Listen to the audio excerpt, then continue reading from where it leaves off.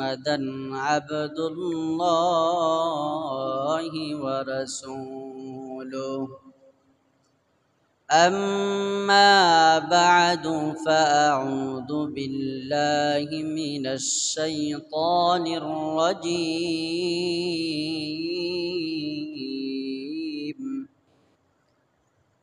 بسم الله الرحمن الرحيم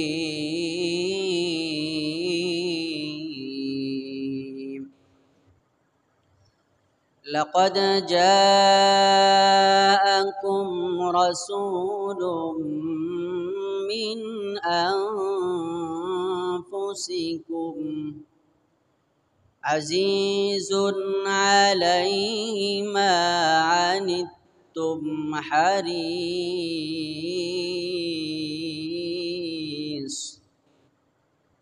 حريص عليكم بالمؤمنين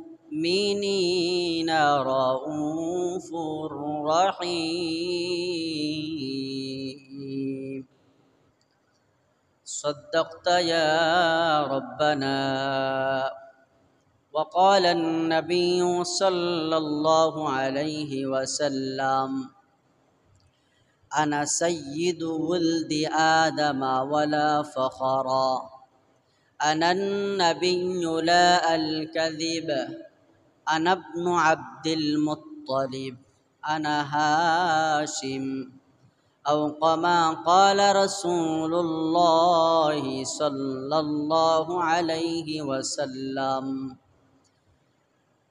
سبحانك لا علم لنا إلا ما علمتنا إنك أنت العليم الحكيم سبحان الله وبحمده سبحان الله العظيم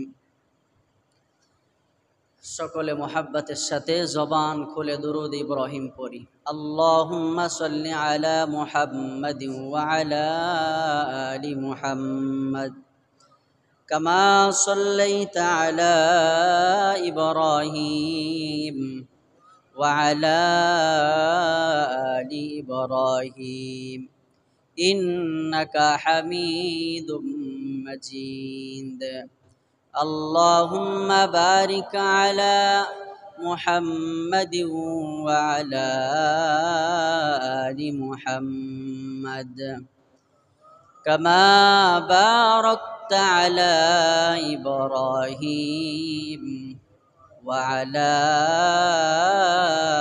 آل إبراهيم إنك حميد مجيد بلغ العلا بكماله كشف الدجى بجماله حسنت جميع خصاله صلوا عليه وآله محمد ينكر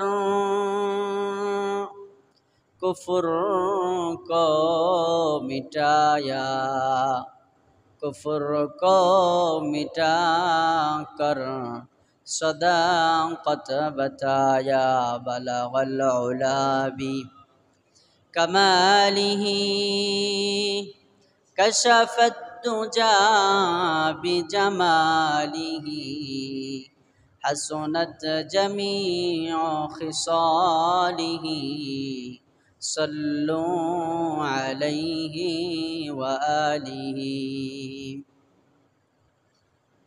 मुअज़्ज़ज़ मुहतरम सम्मानित मुसल्लियान किराम अल्लाह जल्ला जलालुहु व अम्मा नवालुहुर दरबारे आलिशाने असंख्य अगणित शुकुर जे महान मालिक आमादेरके प्रति जुमार न्याय आजकेও আল্লাহর ঘর মসজিদে পবিত্র জুমার নামাজ আদায় করার উদ্দেশ্যে আসার বসার দ্বীনের কিছু কথা বলার এবং শোনার তৌফিক যিনি করে দিয়েছেন সর্বপ্রথম সে মহা মুনিবের দরবারে দিল থেকে উচ্চ কণ্ঠে আবেগের সাথে সমস্বরে মালিকের দরবারে শুকরগুজার হই শুকরিয়া আদায় করি পড়ি আলহামদুলিল্লাহ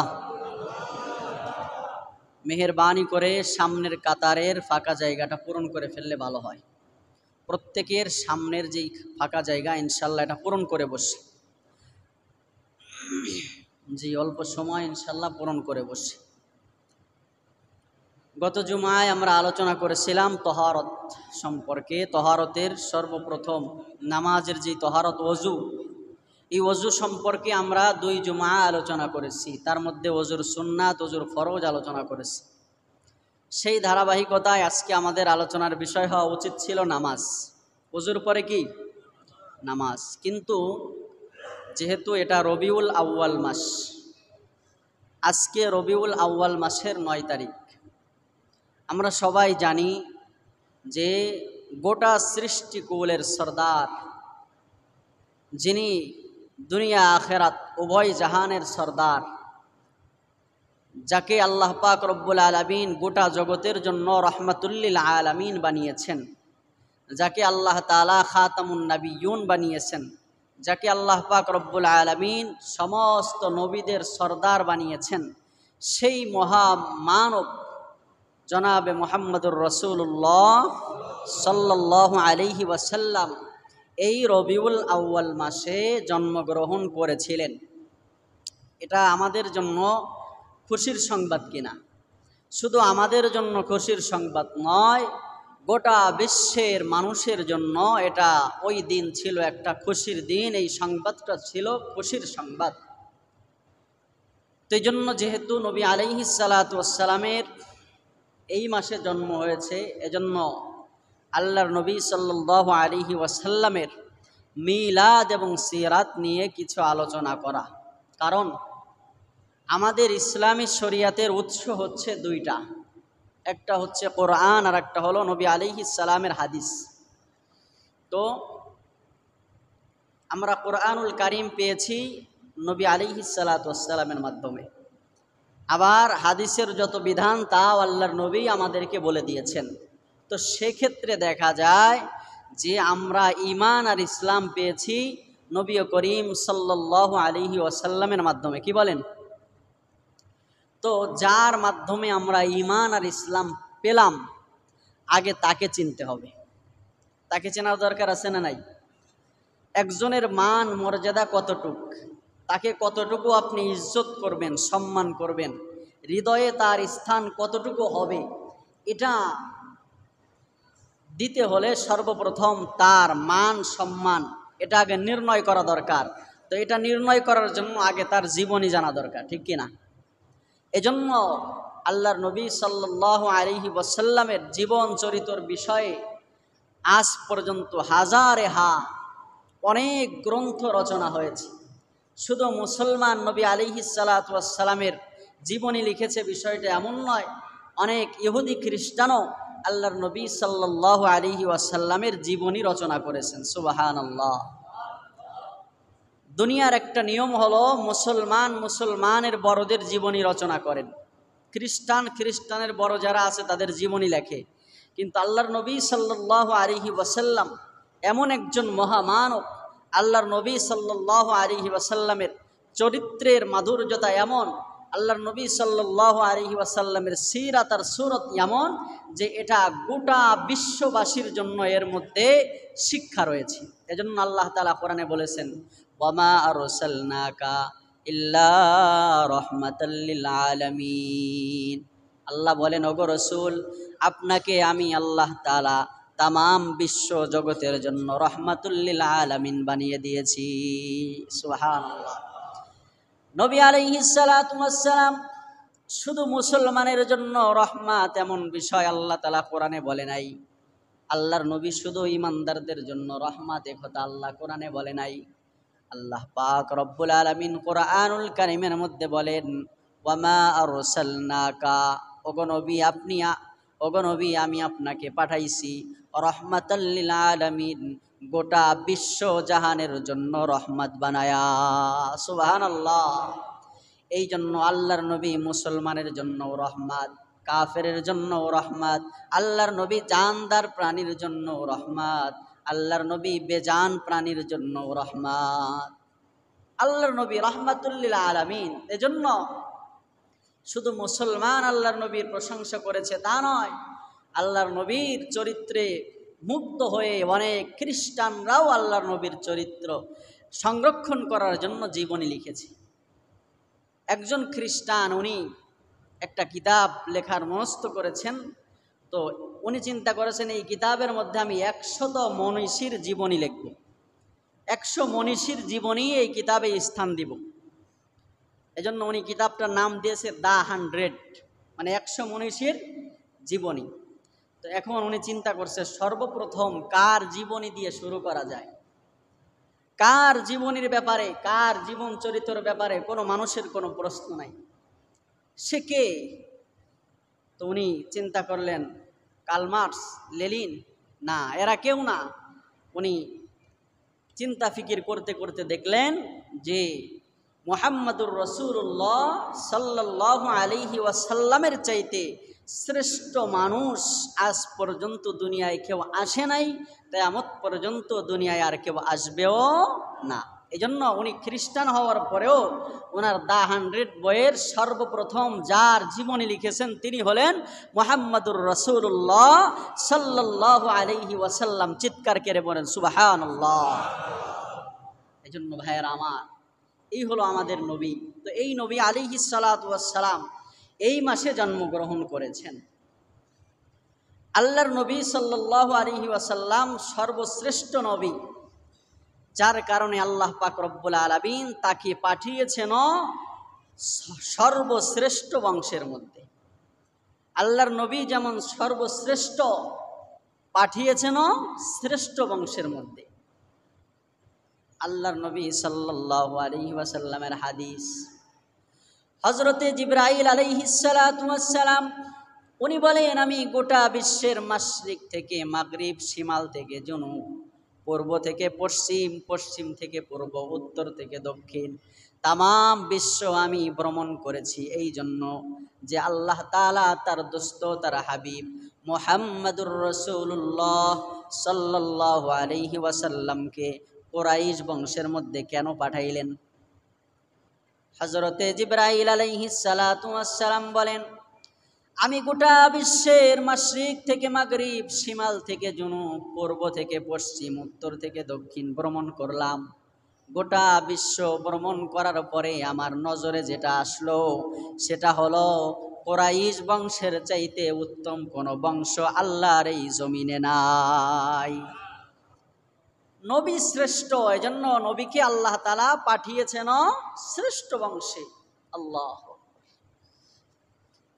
শুধু তাই নয়, আল্লাহর নবী সাল্লাল্লাহু আলাইহি ওয়াসাল্লামকে আল্লাহ পাক রব্বুল আলামিন যাদের ঔরসে এই নবুয়তের, এই নবুয়তিটা যাদের ঔরসের মাধ্যমে আদম পয়গম্বর থেকে নিয়া হযরতে আব্দুল্লাহ পর্যন্ত যারা মুহাম্মাদুর রাসূলুল্লাহর এই নবুয়ত এটা বহন করেছে, এই সবাইকে আল্লাহ পাক রব্বুল আলামিন জিনা ব্যভিচার থেকে হেফাজত করেছেন।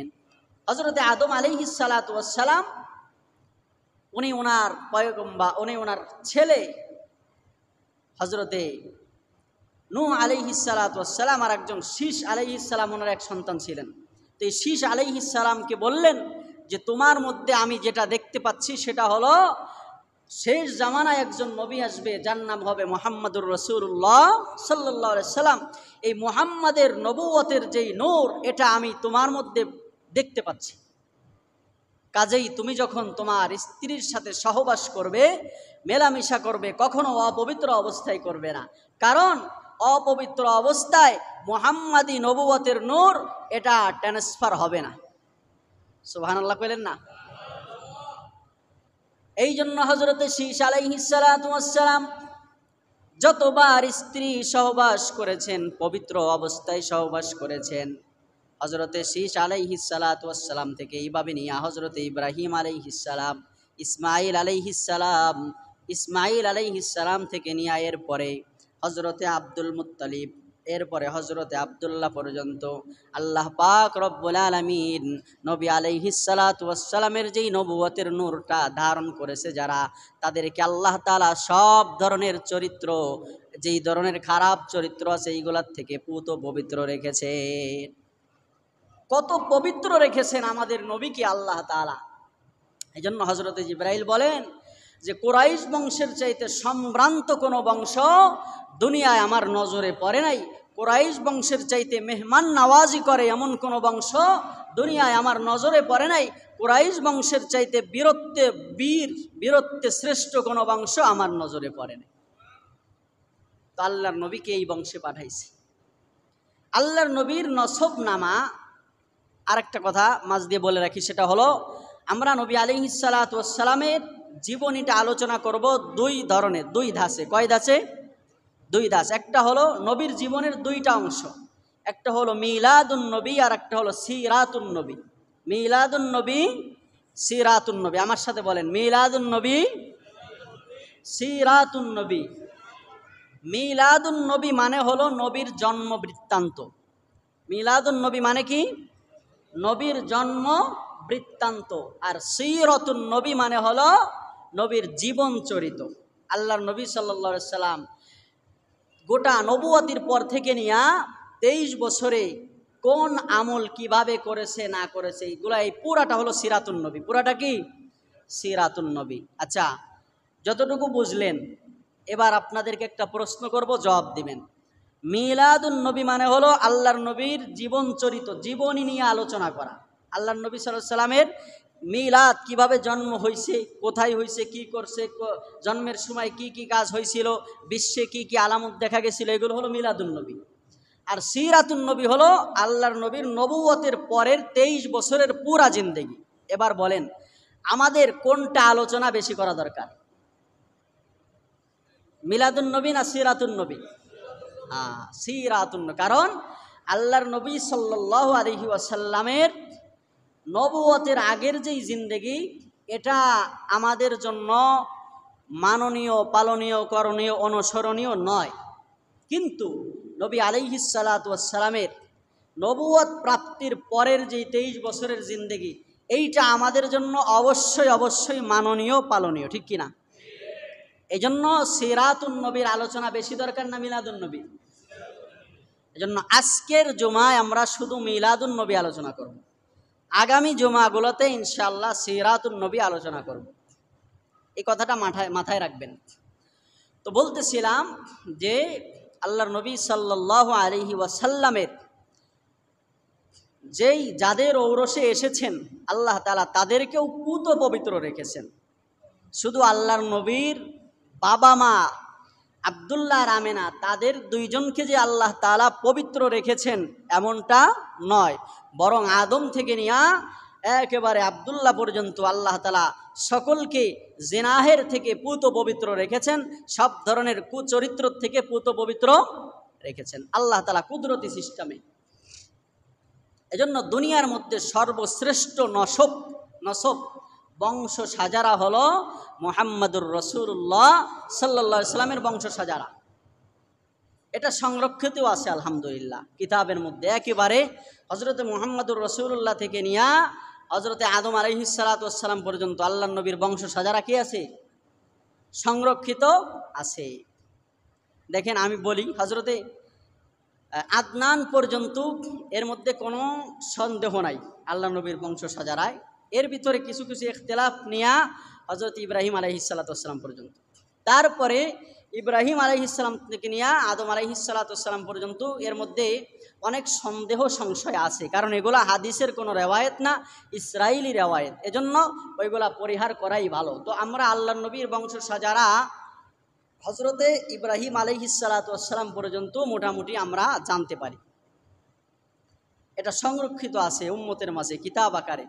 আলহামদুলিল্লাহ, আমিও চেষ্টা করেছি এটা সংরক্ষণ করার জন্য আল্লাহর নবীর এই বংশ সাজারাটা। দেখেন, বলি, আল্লাহর নবী সাল্লাল্লাহু আলাইহি ওয়াসাল্লাম মুহাম্মাদুর রাসূলুল্লাহ সাল্লাল্লাহু আলাইহি ওয়াসাল্লাম, এরপরে মুহাম্মাদুর রাসূলুল্লাহর আব্বার নাম হলো আব্দুল্লাহ, তারপরে আব্দুল মুত্তালিব, তারপরে হাশিম বিন আব্দে মানাব বিন কুসাই বিন কিলাব বিন মুররা বিন কাব বিন লুয়াই বিন গালিব বিন ফিহির বিন মালিক বিন নজর বিন কিনানা বিন খুজাইমা বিন মুদরিকা বিন মুজার বিন নিজার বিন ইলিয়াস বিন মুজার বিন নিজার বিন মাদ বিন আদনান। এই পর্যন্ত কারো কোনো ইখতিলাফ নাই। আল্লাহ নবী সাল্লাল্লাহু আলাইহি সাল্লাম বলেন যে আমার বংশ সাজারা যদি কারো বলতে হয় আদনান পর্যন্ত তোমরা নির্দ্বিধায় বলতে পারো, কারণ এই আদনান পর্যন্ত একেবারে পরিপূর্ণ সহি বিশুদ্ধ আকারে সংরক্ষিত আছে। সুবহানাল্লাহ। এরপরে আদনান থেকে নিয়ে হজরত ইব্রাহিম আলাইহিস সালাতু ওয়াস সালাম পর্যন্ত কিছুটা ইখতিলাফ আছে। হজরতে আদনান বিন আদনান, আদনান ওনার থেকে ওনার বাবা, ওনার পিতা হচ্ছেন বিন উদ, বিন উদের পিতা হচ্ছেন বিন আল মুকাউবিম, বিন আল মুকাউবিমের পিতা হচ্ছেন রাবে, তার পিতা হচ্ছেন আল ইয়াসজাব, তার পিতা আল ইয়ারাব, তার পিতা হচ্ছে সাবেত, তার পিতা হজরত ইসমাইল জবিহুল্লাহ আলাইহিস সালাতু ওয়াস সালাম, তার পিতা হজরত ইব্রাহিম খলিলুল্লাহ আলাইহিস সালাতু ওয়াস সালাম। সুবহানাল্লাহ। এইভাবে করে হজরতে আদম আলাইহিস সালাতু ওয়াস সালাম পর্যন্ত আল্লাহর নবীর বংশ সাজারা কি আছে উম্মতের মাঝে স্পষ্ট আছে। এটা শ্রেষ্ঠ বংশ। এই বংশে আল্লাহ তাআলা আল্লাহর হাবিবকে পাঠিয়েছেন। দ্বিতীয় নম্বর, আল্লাহর নবী সাল্লাল্লাহু আলাইহি ওয়াসাল্লাম যে কুরাইশ বংশে এসেছেন, কুরাইশ বংশের আবার অনেক শাখা উপশাখা আছে। তার মধ্যে একটা শাখা হলো বনু হাশেম। এক শাখা কি? বনু হাশেম। আল্লাহ তাআলা পুরা কুরাইশ বংশকে তো সারা দুনিয়ার সব বংশের থেকে আলাদা করছে, তার মধ্যে আবার যেহেতু তার হাবিব আসবে এই জন্য বনু হাশেম গোত্রটাকে আল্লাহ তাআলা আরো আলাদা করেছে। সুবহানাল্লাহ। এই জন্য আল্লাহর নবী সাল্লাল্লাহু আলাইহি ওয়াসাল্লাম মাঝে মাঝে বলতেন আনা ইবনুল হাশেম, আমি হলাম বনু হাশেমের সন্তান, আমি বনু হাশেম গোত্রের সন্তান। শুধু তাই নয়, আল্লাহ পাক রব্বুল আলামিন তার হাবিবকে যাদের ঔরসের মধ্যে পাঠাবেন এরা থেকে হজরতে বনু হাশেম থেকে আরো আলাদা করেছেন, আরো আলাদা করে বনু আব্দুল মুত্তালিবের গোত্রকে। আব্দুল মুত্তালিব আল্লাহর নবীর দাদা, তার গোত্রটাকে আরো জাস্টিফাই করেছেন আল্লাহ তাআলা, কারণ সরাসরি আব্দুল মুত্তালিব হচ্ছে আল্লাহ নবী সাল্লাল্লাহু আলাইহি ওয়াসাল্লামের কি দাদা। আব্দুল মুত্তালিবের ইতিহাসের মধ্যে তারিখের মধ্যে অনেক ঘটনা এসেছে, সবগুলা বলা উদ্দেশ্য নয়, কারণ আগেই বলেছি যে আমাদের মিলাদুন নবীর চাইতে সিরাতুন নবী নিয়ে আলোচনা বেশি করা দরকার, এজন্য ওটা নিয়ে আলোচনা বেশি করব না। তো শুধুমাত্র আব্দুল মুত্তালিব ওনার অল্প কিছু বিষয় আপনাদের সামনে বলতে চাই। আব্দুল মুত্তালিব কে ছিলেন? আপনারা সবাই জানেন যে এই আব্দুল মুত্তালিব উনি ছিলেন হলো কাবা শরীফের রক্ষক। কাবা শরীফ রক্ষণাবেক্ষণ করতেন কে? আল্লাহর নবীর দাদা আব্দুল মুত্তালিব, এবং জমজম কূপ থেকে হাজিদেরকে পানি পান করাইতেন এই আব্দুল মুত্তালিব এবং তার ছেলেরা। এই দায়িত্ব বংশ পরম্পরায় ওনারা পেয়েছিলেন। ইতিহাস বলতে গেলে লম্বা হয়ে যায়, তারপরে একটু বলি হালকা, না বললে বুঝতে পারবেন না। সেটা হলো যে কিভাবে আব্দুল মুত্তালিব এই কাবার রক্ষণাবেক্ষণকারী হলেন, কিভাবে আব্দুল মুত্তালিবের হাতে এই কাবা রক্ষণাবেক্ষণের দায়িত্ব এবং হাজিদেরকে জমজমের পানি পান করানোর দায়িত্ব আসলো। ইতিহাস যদি আমরা আরেকটু পিছনে যাই, সেটা হলো আমরা সবাই জানি যে একটা সময় মক্কার নাম ছিল বাক্কা, আর এই বাক্কা শুধু দুধু মরুভূমি ছাড়া আর কিছুই ছিল না। যখন হজরত ইব্রাহিম আলাইহিস সালাতু ওয়াস সালাম ওনার স্ত্রী এবং সন্তান হাজারা এবং ইসমাইল উভয়কে যখন সেখানে রেখে আসলেন, এরপরে সবাই জানেন সেখানে রেখে আসার পরে হাজারা এবং ইসমাইল আলাইহিস সালাতু ওয়াস সালামকে যেই খাদ্য পানীয় রসদ দিছিল কয়েকদিনে শেষ হয়ে গেল। এরপরে পানির জন্য শিশু ইসমাইল কাতর হয়ে গেল, ছটফট করতে থাকলো। মা হাজারা একবার দৌড়ায় সাফা পাহাড়ের উপরে উঠে নজর করে দেখে কোথাও পানি পাওয়া যায় কিনা, আবার দৌড় দিয়ে এসে মারওয়া পাহাড়ে। আল্লাহ তাআলা যেটা কোরআনের মধ্যে বলেছেন, ইন্নাস সাফা ওয়াল মারওয়াতা মিন শাআইরিল্লাহ, নিশ্চয়ই আমি আল্লাহ তাআলা আমার এই পাগলির দৌড়াদৌড়ি এটা আমার কাছে পছন্দ হয়েছে, এজন্য এটাকে গোটা উম্মতের জন্য আমি একটা নিদর্শন বানায়া দিলাম। এখন থেকে যারাই কি করবে, হজ অথবা উমরায় আসবে, হজে আসবে, তারা এই সাফা মারওয়া সাই করবে।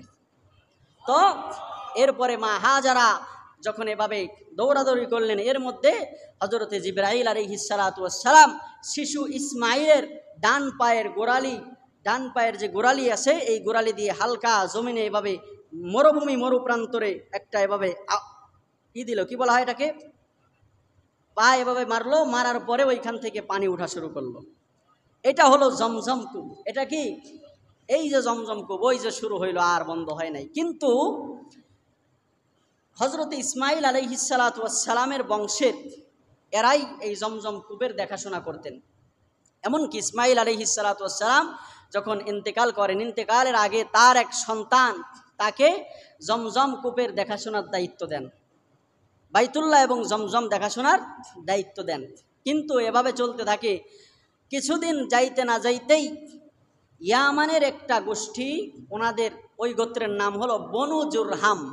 এই বনু জুরহাম গোত্রের লোকেরা ইয়ামানে খুব দুর্ভিক্ষ দেখা দেয়। দুর্ভিক্ষ দেখা দিলে ওনারা ইয়ামান থেকে বের হয়ে যায়। এই বনু জুরহাম গোত্র বের হয়ে যখন হাঁটতে থাকলেন, আস্তে আস্তে ওই জমজম কূপের পাশে দেখে মা হাজেরা এবং ইসমাইল সহ আরও অনেক বসতি গড়ে উঠেছে, এখানে পানিও আছে। সেই জন্য তারা মা হাজেরার সাথে চুক্তি করে চিন্তা করলে আমরা এখানে থেকে যাই। এই বনু জুরহাম গোত্র ওখানে থাকা শুরু করলেন। থাকতে থাকতে কিছুদিনের মধ্যে বনু জুরহাম গোত্র ইসমাইল আলাইহিসসালামের বংশের যারা, তাদের সাথে তারা দ্বন্দ্বে জড়ালো, দ্বন্দ্বে লিপ্ত হলো। এক পর্যায়ে বনু জুরহামের লোকেরা বিজয় লাভ করলো। বিজয় লাভ করার পরে এবার জমজম কূপ সহ বাইতুল্লাহর রক্ষণাবেক্ষণ সব বনু জুরহামের হাতে চলে গেল। এদের অত্যাচারে অতিষ্ঠ হইয়া এবার ইসমাইল আলাইহিসসালাতু ওয়াসসালামের বংশের যারা, তারা মক্কার মেন জায়গায় তারা থাকতে পারলেন না। তারা ওইখান থেকে একটু দূরে চলে গেলেন, দূরে থাকা শুরু করলেন। কিন্তু কিছুদিন যাইতে না যাইতেই বনু জুরহাম গোত্রের লোকেরা অন্যান্য যে গোত্র আছে তাদের উপরে এমন নির্যাতন করতে লাগলো যাতে করে তারা অতিষ্ঠ হয়ে গেল। এক পর্যায়ে গোটা যত ওই মক্কার আশেপাশে যত গোত্র আছে সবাই মেরে এবার বনু জুরহামের উপরে আক্রমণ করলো। বনু জুরহামের উপরে আক্রমণ করার কারণে বনু জুরহাম এবার পরাজয় বরণ করলো। কিন্তু ওরা যাওয়ার সময় কি করলো? জমজম কূপের নিশানা পর্যন্ত মুছে দিয়ে গেল। জমজম কূপের মধ্যে তারা ময়লা আবর্জনা ফেলাইলো, এবার বালি দিয়ে ঢেকে দিল, মানে জমজম কূপের আর কোনো নিশানাই রাখলো না। এইভাবে অনেক দিন চলতে লাগলো। চলতে চলতে আবার ইসমাইলি বংশের লোকেরা মক্কা শাসন করতে থাকলো, কিন্তু জমজম কূপের তারা কোনো খোঁজ নিল না। এক পর্যায়ে হজরতে আব্দুল মুত্তালিব, ওনার হাতে এই পুরা বাইতুল্লাহ দেখভালের দায়িত্ব আসলো। আসার পরে একদিন আল্লাহ পাক রব্বুল আলামিন আব্দুল মুত্তালিবকে স্বপ্নে দেখালো যে আব্দুল মুত্তালিব, একটা লোক আসলো, একটা লোক আইসা ওনার স্বপ্নের মধ্যে বলতেছে, আব্দুল মুত্তালিব তুমি বাররা খনন করো। আব্দুল মুত্তালিব জিজ্ঞাসা করলো বাররা কি? তখন ওই লোকটা কোনো জবাব না দিয়ে চলে গেল। দ্বিতীয় দিন আবার আসলো, আবার আইসা বলে তুমি মাজনুনা খনন করো স্বপ্নের মধ্যে। আব্দুল মুত্তালিব বলল মাজনুনা কাকে বলে, মাজনুনা কি? উনি কোনো জবাব না দিয়ে চলে গেল।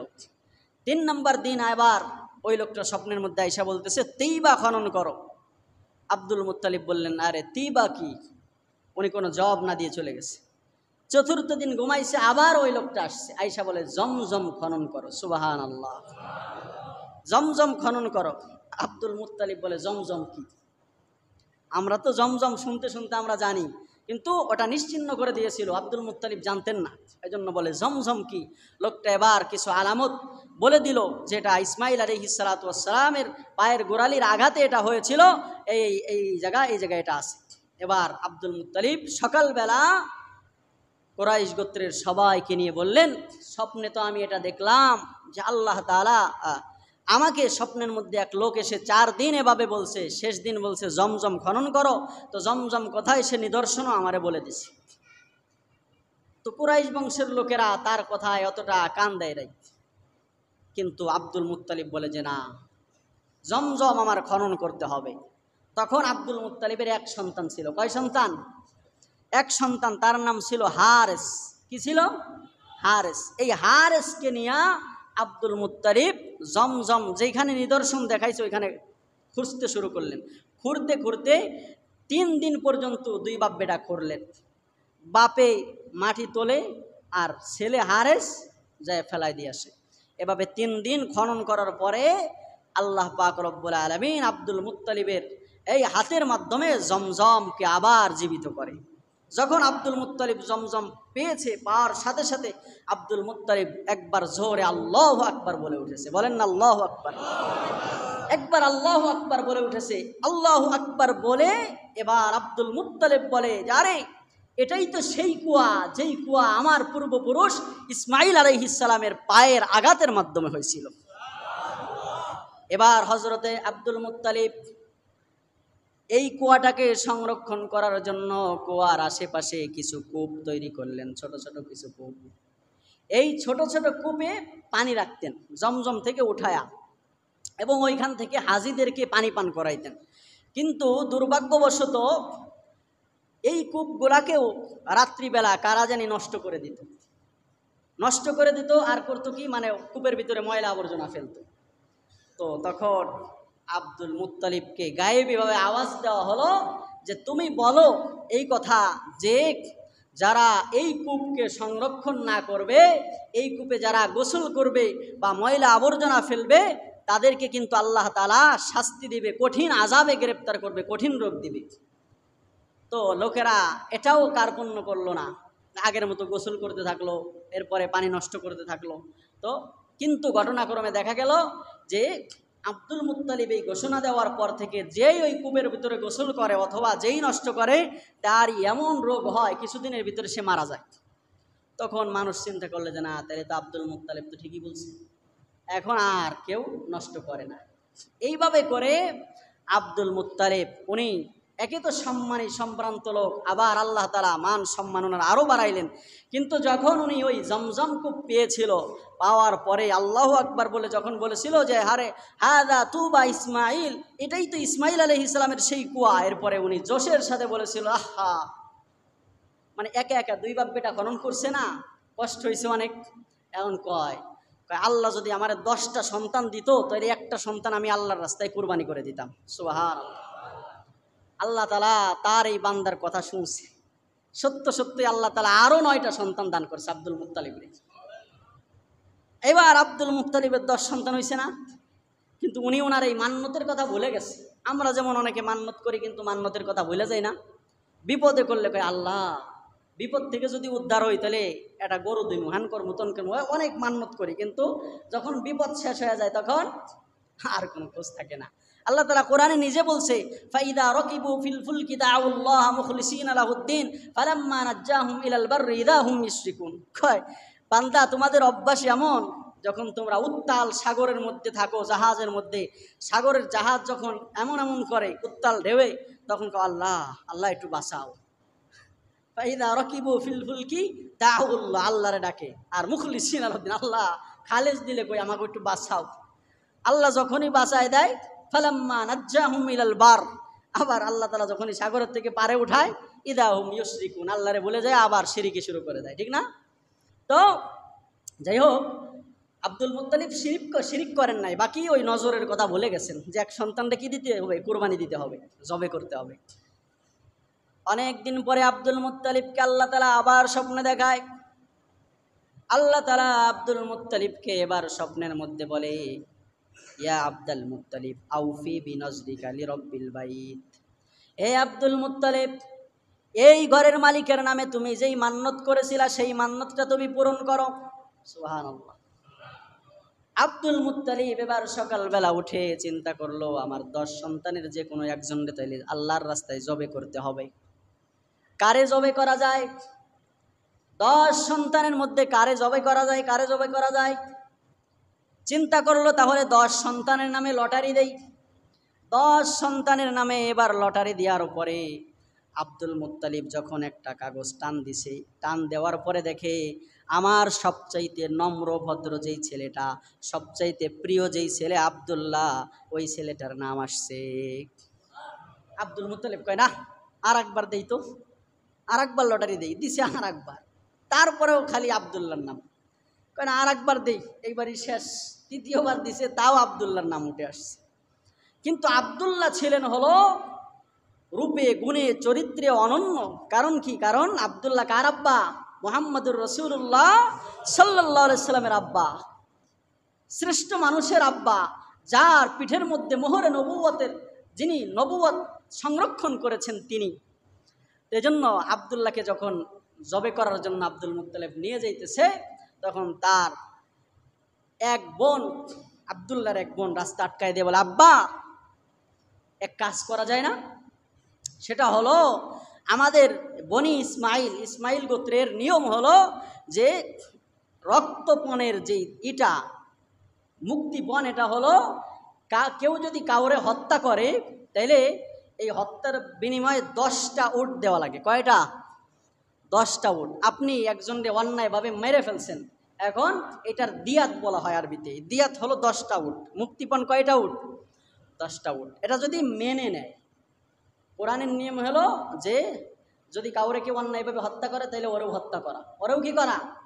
হত্যা করা। কারণ মানুষের জান এটা আমাদের কাছে যদিও বর্তমানে এটা হেলা খেলা, কিন্তু আল্লাহর কাছে একটা জানের মূল্য আছে। এজন্য অন্যায়ভাবে যদি কেউ কাউরে হত্যা করে তাহলে হত্যার বিচার একমাত্র আল্লাহর কোরআনে হত্যা। ঠিক কিনা জোরে কর? এজন্য বিগত দিনে আমাদের রাষ্ট্রে ক্ষমতাসীন যারা হত্যা করেছে, যদি কোরআনী আইন থাকতো তাহলে আল্লাহ তাআলা বলে, ওয়ান নাফসা বিন নাফসি ওয়াল আইনা বিল আইনি ওয়াল উযুনা বিল উযুনি ওয়াল আনফা বিল আনফ ওয়াস সিন্না বিল সিন ওয়াল জুরুহা কিসাস। আল্লাহ বলে চোখের বদলায় চোখ, জানের বদলায় জান, কানের বদলায় কান, নাকের বদলায় নাক। তো এরপরে ইসমাইলি শরীয়তের নিয়ম ছিল যে যদি কেউ কারো ফ্যামিলি যাকে হত্যা করা হয়েছে তার গার্ডিয়ানরা যদি এটা মেনে নেয় যে না মুক্তিপণ নিব, আমরা হত্যা করব না, তাহলে 10টা উট। কয়টা? ওই আব্বা তাহলে এক কাজ করেন, আপনি আমার ভাই আবদুল্লাহর পরিবর্তে এক পাশে আবদুল্লাহর নাম লেখেন লটারিতে, আর এক পাশে 10টা উট, দেখেন কি ওঠে। তো টান দিছে, দেখে তাও আবদুল্লাহর নাম। আবার দেন, আবার দিছে তাও আবদুল্লাহর নাম। ঠিক আছে, এভাবে এক একবার শুধু বাড়ায় 10, তারপরের বার 20, তারপরের বার 30, এরকম করে একবার এক পাশে 100টা উট আর এক পাশে আবদুল্লাহ। এবার যখন টান দিছে তখন 100টা উটের নাম উঠছে। তো আবদুল্লাহর আব্বা আব্দুল মুত্তালিব এবার কি করলেন? 100টা উট আল্লাহর রাস্তায় সদকা করে দিলেন। এই জন্য আল্লাহর নবী সাল্লাল্লাহু আলাইহি সাল্লাম বলেন, আনা ইবনুজ জাবিহাইন, আমি হলাম 2 জবেহের সন্তান।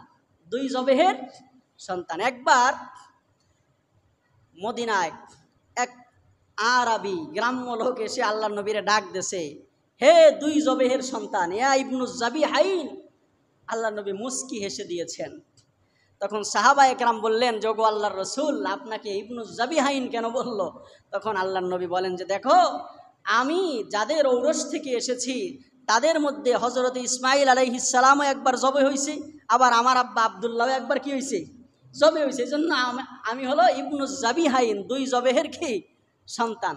তো এইভাবে আল্লাহ তাআলা হযরতে আব্দুল্লাহকে সম্মানিত করেছেন। এবার শুধু আব্দুল মুত্তালিবকে আল্লাহ যেমন সম্মানিত করেছেন, আবার আব্দুল্লাহকেও আল্লাহ তাআলা তেমন সম্মানিত করেছেন। এই আব্দুল্লাহর ঔরসে আল্লাহ পাক রব্বুল আলামিন তার হাবিবে কিবরিয়া মুহাম্মদুর রাসূলুল্লাহকে কি করেছেন? এনেছেন দুনিয়ায়। এটা হলো আল্লাহর নবী সাল্লাল্লাহু আলাইহি সাল্লামের পিতৃপুরুষের বংশসাজারা। এমনিভাবে আল্লাহ নবী সাল্লাল্লাহু আলাইহি সাল্লামের মায়ের দিকের বংশসাজারা, সেটা হলো মুহাম্মদ বিন আমেনা বিনতে ওয়াহাব বিন আব্দে মানাফ। এইখানে যায়া উভয়ের বংশসাজারা এক হয়ে যায়, আব্বা আম্মার দোনোটাই পুত পবিত্র বংশসাজারা। এভাবে করে আল্লাহ নবী সাল্লাল্লাহু আলাইহি ওয়াসাল্লাম এই বংশে জন্মগ্রহণ করেছেন। এরপরে আল্লাহ নবী সাল্লাল্লাহু আলাইহি ওয়াসাল্লামের আব্বাজান হযরতে আব্দুল্লাহ, ওনার চরিত্র কেমন ছিল? তাফসীর ইবনে কাসিরের লেখক আল বিদায়া ওয়ান নিহায়ার ভিতরে লিখেছেন যে আল্লাহর নবী সাল্লাল্লাহু আলাইহি ওয়াসাল্লামের আব্বাজান যেমন তার চেহারা ছিল, যেমন তার শরীর স্বাস্থ্য ছিল, তেমন চরিত্রবান ছিলেন। তো আব্দুল্লাহ উনি যদি কোনো রাস্তা দিয়ে হাঁটতেন তো ওনাকে বিবাহের পয়গাম দিয়ে হাজারো নারী ওনার পথ আটকায় দিতেন যে আব্দুল্লাহ আমারে বিয়ে করো, আমারে বিয়ে করো। এমন যদি বর্তমান আমাকে কোনো যুবকরে করতো, কইতো খাইছে, সুযোগ তো পাইছি, তাইলে কই ঠিক আছে তোরে বিয়ে করতে পারি 1 লাখ দে, তোরে করতে পারি 2 লাখ দে, টাকা কামাই করে শিল্পপতি হয়ে যাবো বাস। কিন্তু আব্দুল্লাহ বলে লা হাওলা ওয়ালা কুওয়াতা ইল্লা বিল্লাহ। আব্দুল্লাহ কি করতো? মাথা নিচু করে এভাবে চলে যাইত। বর্তমানে যেমন কোনো পুরুষ যদি কোনো সুন্দরী নারীরে দেখে, কোনো বখাটে যুবক, ও যেমন উত্তক্ত করে, আব্দুল্লাহরে তেমন মেয়েরা উত্তক্ত করছে। আর আব্দুল্লাহ মাথা নিচু করে আসতে বাসায় চলে যাইত। একবার আব্দুল মুত্তালিব চিন্তা করলেন, যখন এই যে আমার সন্তান আব্দুল্লাহ যখন বেঁচে গেল, তখন চিন্তা করলেন এবার আমার সন্তানকে বিয়ে দিয়ে দিই, বিবাহ দিয়ে দিই, চরিত্রটা হেফাজত থাকুক। তো কার সাথে বিয়ে দিবে খোঁজ খবর নিয়া এই আমেনার সাথে বিয়ে দিবে, এমন একটা কথা। তো যাইতেছে প্রতিমধ্যে তাওরাতের ইলম ছিল যার কাছে, এমন এক মহিলা যার নাম কিতাবের মধ্যে লিখেছে ফাতেমা, উনি আল্লাহর নবীর পথ আটকায় দিছে। পথ আটকায়া দেয়া বলতেছে, মুহাম্মদ তুমি যদি আমার সাথে বিবাহ বন্ধনে আবদ্ধ হও তাহলে তোমারে 100 উট দান করব। কত উট দান করব? একটা উটের দাম কত বর্তমানে কত আপনারা? 25 লাখ ধরেন একেবারে সর্বনিম্ন। তাহলে 100টা উটের দাম কত হয় ভাই? 25 লাখ এক একটা হইলে। যাই হোক, হিসাব পরে করেন, চিন্তা করেন যে তুমি যদি আমারে বিয়ে করো তাহলে তোমার কয়শো উট দিমো? 100 উট দিমো। কয় না, আমার বিয়ে ঠিক হয়ে গেছে, আমি বিয়ে করতে যাইতেছি। কয় তাহলে এক কাজ করো, তোমার আমারে বিয়ে করে সংসার করা লাগবে না, শুধু আমার চাহিদাটা একবার একটু মিটাও, তাহলে তোমার 200 উট দিমো। কয় লা হাওলা ওয়ালা কুওয়াতা ইল্লা বিল্লাহ, তাও সম্ভব না, তুমি আমার পথ ছাড়ো। গেছে, বিয়ে শাদী করছে। বিয়ে শাদী করার পরে এবার যখন আসতেছে, আসার সময় ওই মহিলা বলতেছে, আব্দুল্লাহ তুমি মনে হয় বিয়ে করে ফেলেছো। বলে হ্যাঁ আমি বিয়ে করেছি। বলে দেখো আমি কোনো জিনাকারী নয়, তবে আমি তোমার মধ্যে, আমি তাওরাতের মধ্যে পড়েছি, তাওরাতের আলেমদের কাছ থেকে যেই আলামত শুনেছি শেষ নবীর পিতার, সেই আলামত আমি তুমি আব্দুল্লাহর মধ্যে পেয়েছি। এজন্য আমি চেয়েছিলাম ওই নবুয়তের নূরটা জানি আল্লাহ তাআলা আমার মধ্যে দান করেন, এজন্য তোমার সাথে আমি কুপ্রস্তাব দিয়ে হলেও ওই নবুয়তের নূরটা আমার হামলে নিতে চেয়েছিলাম। সুবহানাল্লাহ। তাছাড়া আমি কোনো জিনাকার মহিলা না, এখন আর তোমার সাথে বিয়ে বসার আমার কোনো শখ নাই। আপনারা সবাই জানেন, এরপরে আব্দুল্লাহ বিয়ে করার পরে কিছুদিন থাকার পর আল্লাহ পাক রব্বুল আলামিনের ইচ্ছা ফায়সালা, আব্দুল মুত্তালিব আব্দুল্লাহকে পাঠাইলেন কোথায়? ব্যবসার উদ্দেশ্যে শামে পাঠাইলেন, সিরিয়ায় পাঠাইলেন। কিন্তু তখন তার পেটে, মা আমেনার পেটে আমাদের নবী আলাইহিস সালাতু ওয়াস সালাম চলে এসেছে। সুবহানাল্লাহ। ইতিমধ্যে হযরতে আব্দুল্লাহ উনি ব্যবসা শেষ করে যখন আসতেছে, আসার পথে যখন, মজার বিষয়, আব্দুল্লাহর মায়ের মানে নানি বাড়ি যেটাকে বলা হয়, তো আব্দুল্লাহ ওনার নানি বাড়িও ছিল মদিনারই পথে। তো আসার সময় অসুস্থ হয়ে যায়, কাফেলা ওনাকে ওনার নানি বাড়ি রেখে আসে। রেখে আসার পর যখন এসে আব্দুল মুত্তালিব দেখে যে আমার সন্তান নাই, বলে সন্তান কোথায়, আব্দুল্লাহ কোথায়? বলে আব্দুল্লাহ তো অসুস্থ হয়েছে, তার নানি বাড়ি রেখে আসছে। তারপরে সুলতান হারেসকে পাঠালেন যে তাড়াতাড়ি যাও, আব্দুল্লাহর খোঁজ খবর নাও। কিন্তু যায় দেখে যে আব্দুল্লাহ মারা গিয়েছে। তখন উনি এসে বলে যে আব্বাজান, আব্দুল্লাহ তো মারা গেছে। তো আল্লাহ নবী সাল্লাল্লাহু আলাইহি সাল্লাম জন্মগ্রহণ করার 6 মাস আগেই আব্দুল্লাহ দুনিয়ার থেকে বিদায় নিয়ে গেছে। তাহলে আল্লাহ নবী এতিম, বাবা হারা হয়ে গেলেন। এরপরে থাকলেন মা আমেনা। তো মা আমেনার সাথে সব সময় একটা মহিলা ছিল, সেই মহিলাটা হলো আব্দুল্লাহ ইন্তেকালের সময় কি রেখে গিয়েছিলেন? আব্দুল্লাহ ইন্তেকালের সময় কিছু ছাগল, কিছু উট আর একজন কৃতদাসী রেখে গিয়েছিলেন। যেই কৃতদাসীর নাম ছিল হলো বারাকা। কি নাম ছিল? বারাকা। আর এই বারাকার পরের নাম হয়েছে উম্মে আইমান। তো এটার আবার আর এক ইতিহাস। আব্দুল্লাহ একদিন বাজারে গেছে, যাওয়ার পরে দেখে এক জায়গায় অনেক লোক দাসী বিক্রি হচ্ছে। সেখানে যায় আব্দুল্লাহ দেখলেন যে একটা দাসী, আফ্রিকান দাসী, কালো একটা দাসী, কিন্তু কালো হলেও ওর চেহারা একটা মায়াবী চাহনি আছে। তা আব্দুল্লাহ ওই দাসীটাকে কিনে আনলেন। বয়স মাত্র অল্প, ছোট বয়স। কিনে এনে বলে চিন্তা করলেন যে আমেনা একা একা থাকে, তো আমেনার সাথে এই মেয়েটা সঙ্গী হবে। তখন কিনে এনে বললেন যে আমেনা, এই মেয়েটাকে তুমি রাখো, তোমার সাথে সব সময় থাকবে, তুমি সময় কাটাবা, অবসর সময় কাটাবা। তখন এই মেয়েটা যখন আসলো, আব্দুল্লাহ বলেন যে কিছুদিনের মধ্যে দেখলাম আমার সংসারে খুব বরকত হচ্ছে। এজন্য মা আমেনা এবং আব্দুল্লাহ দুইজন এই মেয়েটার নাম রাখছে বারাকা। নাম দিছে কি?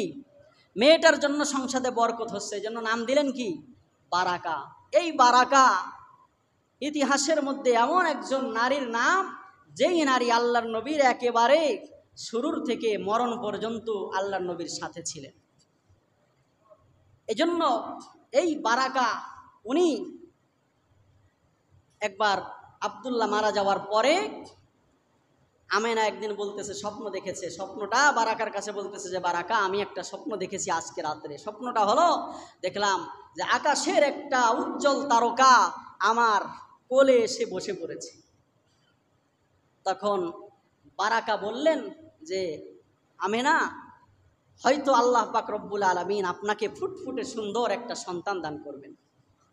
তো সত্যই দেখা গেল কিছুদিন পরে আমেনা বললেন যে বারাকার কথা কি হয়ে গেল, সত্য হয়ে গেল। তারপরে এরপরে কিছুদিন যাইতে না যাইতে হযরতে আমেনা সন্তান প্রসব করলেন। সন্তান প্রসব করার পরে সর্বপ্রথম আল্লাহর নবীকে যে স্পর্শ করেছে দুনিয়ার মানুষ, সর্বপ্রথম যে কোলে নিয়েছে সেই মেয়েটাই হলো বারাকা। সেই মেয়েকেই বারাকা। সর্বপ্রথম আমার আপনার নবী যার হাতের স্পর্শ পেয়েছে সে হলো বারাকা। কি সৌভাগ্য দেখছেন, একজন কৃতদাসী আফ্রিকার কালো মেয়েটার কি সৌভাগ্য। শুধু তাই নয়, এরপরে যখন 6 মাস বয়সে আমেনা ইন্তেকাল করলেন, ইন্তেকাল করার পরে ইন্তেকালের সময় উম্মে বারাকার, এই গল্প আমি যতবার পড়েছি আমার চোখের পানি আটকাইতে পারেন। উম্মে বারাকার হাত ধরে বলতেছে, উম্মে বারাকা দেখো, আমার সন্তানের বাবা 6 মাস আগে ইন্তেকাল করেছে, জন্মের 6 মাস আগে।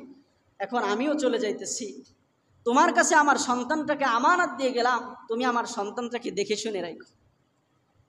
আল্লাহর নবী যখন ভূমিষ্ঠ হয় তখন বারাকার বয়স ছিল 13 বছর।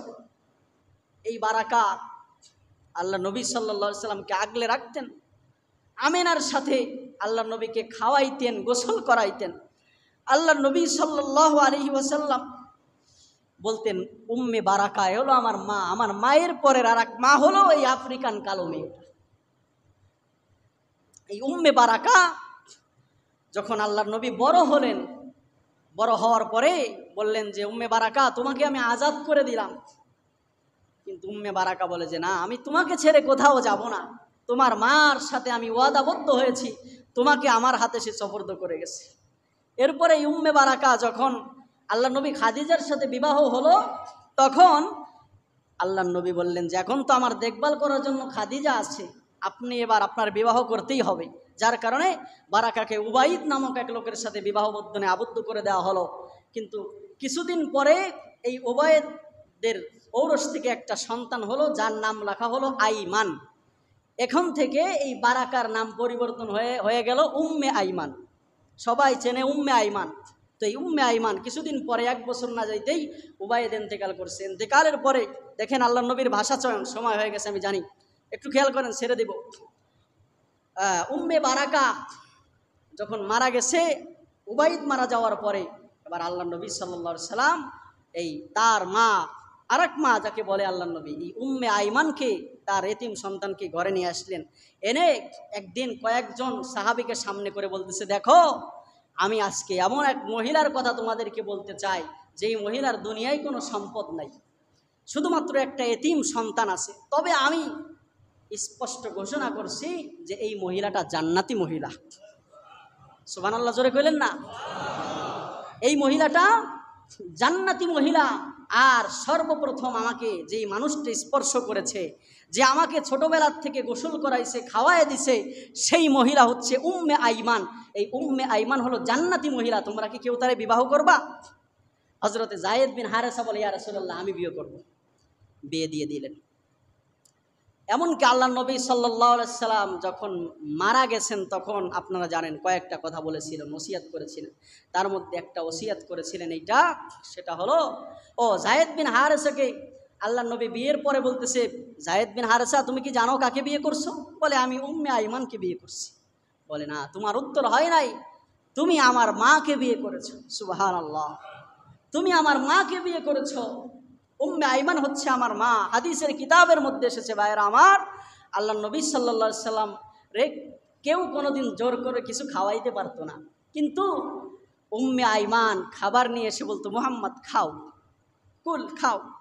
আল্লাহ নবী সাল্লাল্লাহু আলাইহি সাল্লাম খেতেন। উম্মে আইমান আবার বলতেন মোহাম্মদ খাও, আবার খেতেন আর মিটমিট করে হাসতেন। দো জাহানের সরদার মিটমিট করে হাসতেন যে আমার মা আমাকে খাইতে বলতেছে, আমি কেমনে নিষেধ করি। এত মহব্বত করতেন। বলে জায়েদ বিন হারেসা, তুমি জানো না তুমি আমার মাকে বিয়ে করেছ? আল্লাহ নবী সাল্লাল্লাহু আলাইহি সাল্লাম মরার সময় ওসিয়ত করে গেছে, দেখো এটা কিন্তু আমার মা। উম্মে আইমানকে আল্লাহ নবী সাল্লাল্লাহু আলাইহি সাল্লাম চাদর ভিজায়া ঘাম মুছে দিতেন আর বলতেন যে ইয়া আম্মি, আপনি আমার মা, ইয়া আম্মি, আপনার ঘাম ঝরতেছে আমি মুছে দিচ্ছি, জান্নাতে আপনার ঘাম হবে না, জান্নাতে আপনি আর ঘামবেন না। এভাবে করে তো এই উম্মে আইমান ওনার ব্যাপারে ওসিয়ত করে গেলেন যে মরার সময় আল্লাহ নবী যে ইনি হলেন আমার মা, এনাকে তোমরা দেখে রাখবা। তো যাই হোক, লম্বা ইতিহাস, অন্যদিকে চলে গেছে কথা। তো সময়ও শেষ হয়ে গেছে, ইনশাআল্লাহ আজকে এই পর্যন্তই থাক। তো এরপরে আল্লাহ নবী সাল্লাল্লাহু আলাইহি ওয়াসাল্লামের আম্মা মারা গেলেন। আম্মা জান মারা যাওয়ার পরে দায়িত্ব নিলেন আব্দুল মুত্তালিবও উনি কিছুদিন যাইতে না যাইতে 5-6 বছরের ভিতরে উনিও ইন্তেকাল করলেন। দেখেন কি এতিম। তারপরে পরওয়ারিশ হলেন আবু তালেবের কাছে। আবু তালেব যতদিন জীবিত ছিল ততদিন রসুলকে একেবারে আগলে রেখেছে। ইনশাল্লাহ অল্প কিছু আলোচনা আছে, এটা করে আগামী জুমায় করবো ইনশাল্লাহ, আজকে আর করবো না। তারপরে আমরা সিরাতুন নবীর আলোচনা 1-2 সপ্তাহ ইনশাল্লাহ করব। আল্লাহ পাক রব্বুল আলামিন রসুলের ইশক, রসুলের মুহাব্বত